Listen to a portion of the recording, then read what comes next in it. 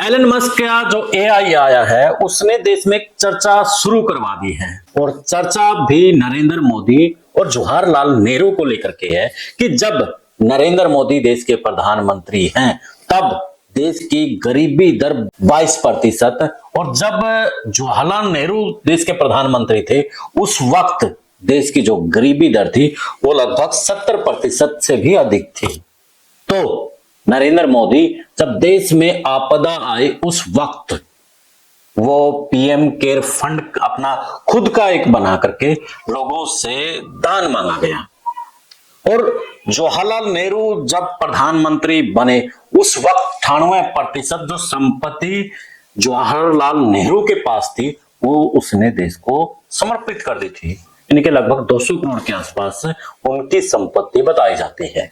तो इस चर्चा ने कहीं ना कहीं फिर से जवाहरलाल नेहरू को देश की राजनीति में खड़ा कर दिया है और ये एलन मस्क को लेकर के अब इसलिए भी चर्चा है क्योंकि पिछले दिनों जो सैटेलाइट के जरिए से इंटरनेट देने की बात हुई थी उसमें कुछ ना कुछ ऐसा घालमेल था जिससे आम जनता का जो डेटा है उसमें बड़ी दिक्कत आ सकती थी और अमेरिका ने जिस तरीके से भारत के साथ में खेल किया है, चाहे उनके समान टैरिफ को लेकर के है या फिर जो भारतीय नागरिकों के साथ व्यवहार किया है, तो उन सब चर्चाओं के बीच में अब फिर से एक चर्चा छिड़ी हुई है। आज इसी पर हमारी चर्चा रहेगी। उससे पहले आप भी कमेंट करके बता दीजिए कि प्रधानमंत्री नेहरू और अब नरेंद्र मोदी का बेशक से कार्यकाल का अलग अलग संभावनाएं अलग अलग रही हैं, लेकिन नरेंद्र मोदी ने देश की जनता के सामने हाथ फैलाया,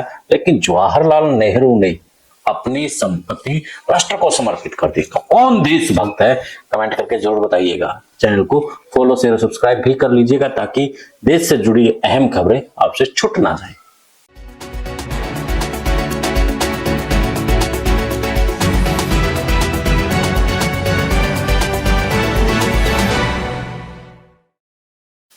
सभी को नमस्कार, राम राम। मैं कुलदीप खंडेलवाल, द विश्व प्रेम न्यूज। एलन मस्क ने देश के अंदर फिर से जवाहरलाल नेहरू और नरेंद्र मोदी को लेकर के एक तुलना खड़ी कर दी है। कुछ लोग नरेंद्र मोदी को लेकर के कह रहे हैं कि उस वक्त की मांग अलग थी, अब जो मांग है वो अलग है, अब जो नरेंद्र मोदी ने किया है वो ठीक है। अलग अलग बातें उठ रही है। इस बीच में हम भी फिर डाटा कलेक्ट किया कि उस समय में क्या कुछ था, अब क्या कुछ है, चाहे गरीबी दर है, चाहे जीडीपी की बात है, तो वही डाटा आपसे शेयर करूंगा मैं। तो जवाहरलाल नेहरू उस वक्त जब प्रधानमंत्री थे उस वक्त जो देश की जीडीपी थी वो महज 2.7 लाख करोड़ थी और अब मोदी के भारत में यानी कि 2019 का डाटा, क्योंकि उस वक्त उन्होंने दान मांगा था देश से कि देश को जरूरत है दान की, पीएम केयर फंड के नाम से। उस वक्त 200 लाख करोड़ रुपए 200 लाख करोड़ रुपए की जीडीपी है और जवाहरलाल नेहरू के वक्त में जो जीडीपी थी वो महज 2.7 लाख करोड़ की और उस वक्त जो गरीबी दर थी उस वक्त महज 70%, महज यानी कि बहुत ज्यादा हो गई, 70% से भी अधिक थी। यानी कि जवाहरलाल नेहरू को जो देश मिला था वो टूटा फूटा, उसको कैसे आत्मनिर्भर बनाया जाए, फिर उसको कैसे विकास की पटड़ी पर चढ़ाया जाए, तो उस वक्त जवाहरलाल नेहरू के सामने बड़ी जिम्मेवारी थी। नरेंद्र मोदी के पास जब 2014 में भारत आया तब तो भारत विश्व पटल पर कहीं ना कहीं आर्थिक रूप से बड़ा सक्षम था, यानी कि बड़ा फर्क है उन समय में।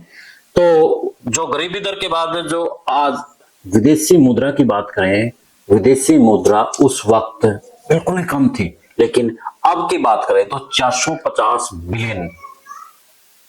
तो इसके साथ में जवाहरलाल नेहरू के और